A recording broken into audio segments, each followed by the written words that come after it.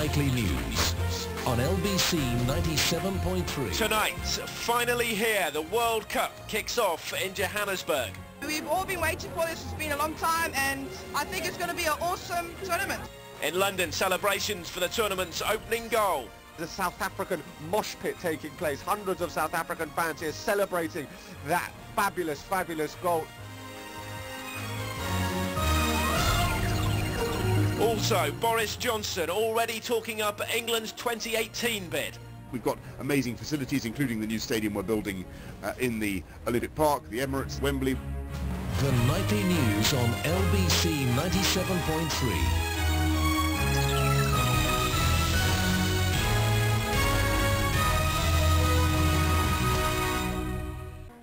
Good evening, I'm Phil Blacker in South Africa as the 2010 World Cup gets underway and comes to this proud continent for the very first time. It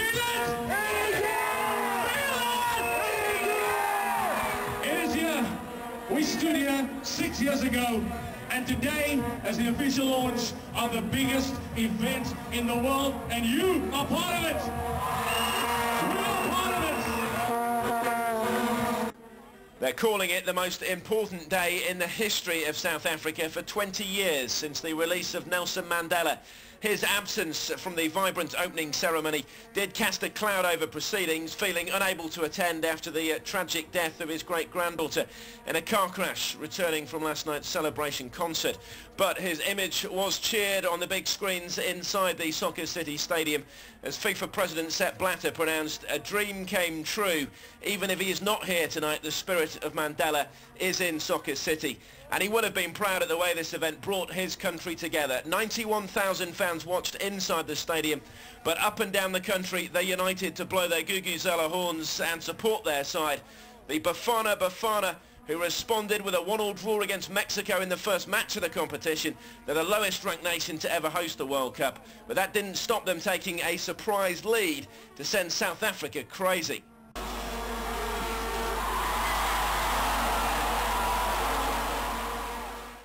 That lead lasted until 10 minutes from the end, but even a draw was a better result than many here expected, and the performance of the side pleased the locals.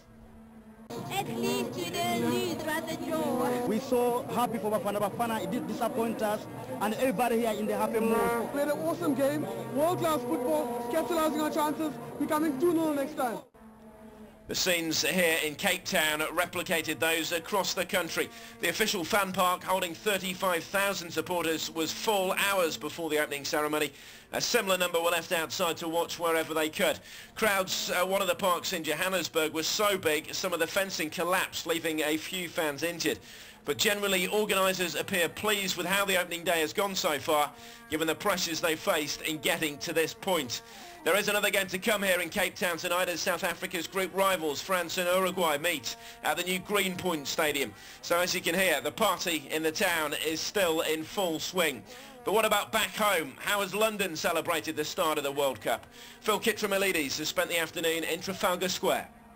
Well, the crowds began arriving from midday in the heart of London to watch the opening ceremony, then the first match of the tournament as the host nation took on Mexico. Hundreds of South Africans gathered in Trafalgar Square, and their overwhelming sense of pride was palpable. Despite not being in their home country to enjoy the competition, these fans told LBC they were happy to be here in London. I think everybody would like to be there, but here we go. London is as good a place as any. We're looking forward to it. Trafalgar Square is going to be South Africa. We're going to make South Africa here in London. So we're going to enjoy the festivities, we're going to enjoy everything, and we hope and look forward to South Africa winning today. As for the game itself, it was a good one, and I must admit, when South Africa scored the opening goal, I got a little bit excited with my reporting. The reaction here in Trafalgar Square, absolutely electric. This iconic square in the centre of London erupting, and I can only describe now, down to my left-hand side, as a South African mosh pit taking place. Hundreds of South African fans here celebrating that fabulous, fabulous goal. No South African fans were harmed in the mosh pit. Indeed, the paramedics in Trafalgar Square told me they didn't have a single case to attend to all day, as the celebration of football in the heart of the capital passed off peacefully and without any problems. Phil Kitramilidis reporting for the Nightly News. So as London welcomed the World Cup with a party in Trafalgar Square, the Mayor has promised we'd put on a fantastic festival of football if England's bid to host the 2018 tournament is successful. The Mayor's travelling out to South Africa next week to lobby for England's bid, which has been boosted by Australia's decision to pull out of the race to host the tournament.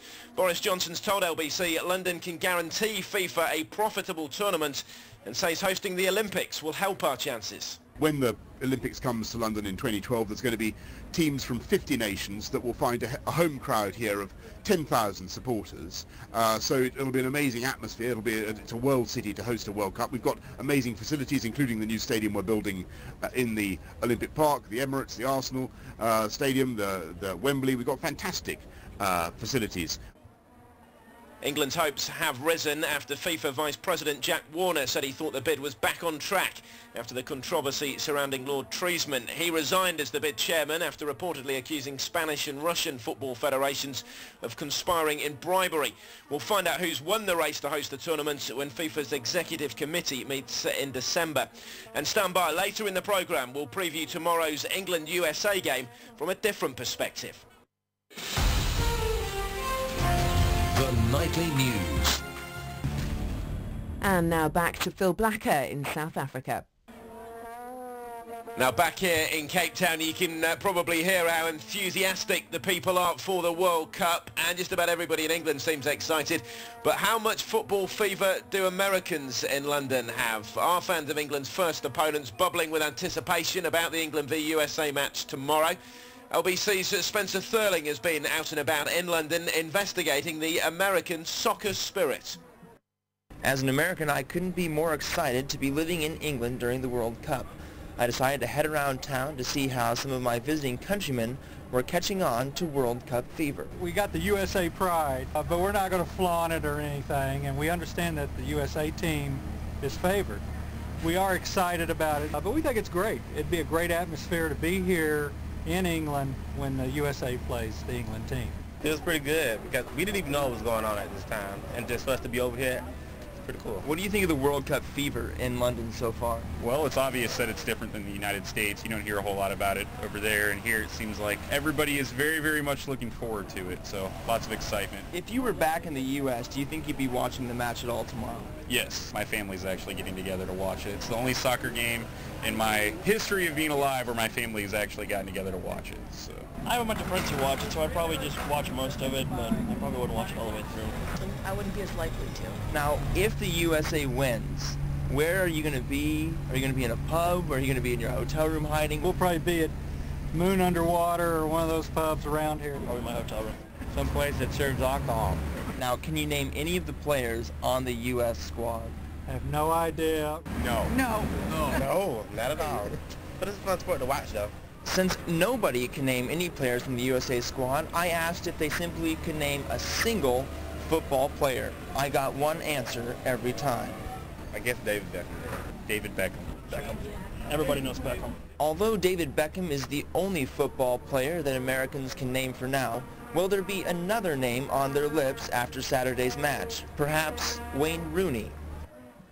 LBC's Spencer Thurling with that report for the Nightly News. The England team have been training this evening at the Royal Bafokeng Stadium in Rustenburg, where they play the USA tomorrow. It's their last workout before the game and a chance for them to replicate some of the playing conditions they'll face. Coach Fabio Capello has been as good as his word and refused to name his team despite revealing he's already decided on it. He's not even going to tell the players until the morning. You've been listening to the Nightly News on LBC 97.3 with Phil Blacker in Cape Town. Tonight's headlines: the first ever World Cup here in Africa is underway. The home nation drawing the opening game with Mexico at 1-1. Tomorrow, England kick off their campaign with the USA. London's weather, dry tonight, sunny tomorrow. Coming up on LBC 97.3, we'll get the latest from the LBC Travel Centre, and then London's biggest conversation continues with Petri Hoskin.